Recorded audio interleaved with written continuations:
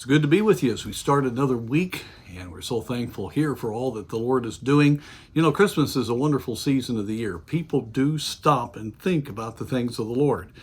The carols have tremendous messages in them, and the gospel goes forth, and we need to all be encouraged to give forth the truth at this time. We're thankful already for hundreds of people that have come through here for our Christmas festival, and certainly would appreciate your prayer for that.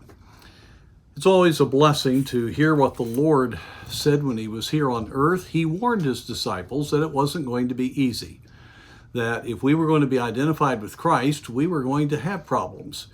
And certainly his followers did. James the Apostle was martyred, and he was martyred right away. And then all but the Apostle John were martyred, and John was exiled. And it just is very illustrative of what the church has had to go through over the years. And yet, what a blessing to see God move forward in the darkest of times.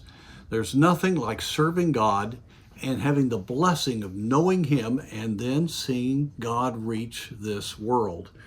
Verse 33 of chapter 16, the Lord said to his disciples as they were walking along the road to the Garden of Gethsemane, he said, "These things I have spoken unto you, that in me ye might have peace. In the world ye shall have tribulation, but be of good cheer. I have overcome the world." Isn't that a great verse? That concludes that whole teaching that he had on abiding in the vine and just all of the great truths about the Spirit of God coming. And he says, I have spoken all this unto you because I want you to live with peace.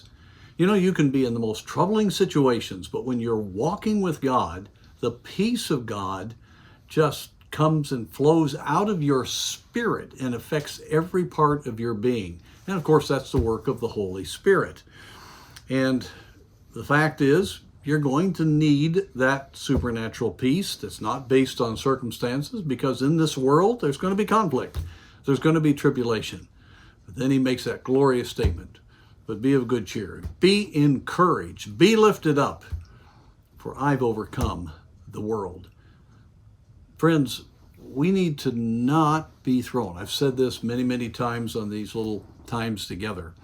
But as you hear another bit of news come down the news channels, or we hear of things that disturb us about the condition of our culture right now, or we may sense the encroaching opposition in our country, we must not let ourselves be overcome by that, because we live in a relationship with the one who has already won the victory at the cross, and he will overcome the world for us. And definitely in the end, he will do it.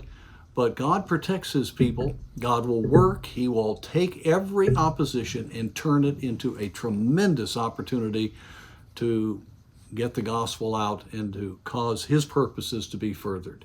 So I want to encourage you today to follow the Lord. Let God's peace be in your heart, and be of good cheer. I don't care what you're hearing about. Jesus Christ has already won.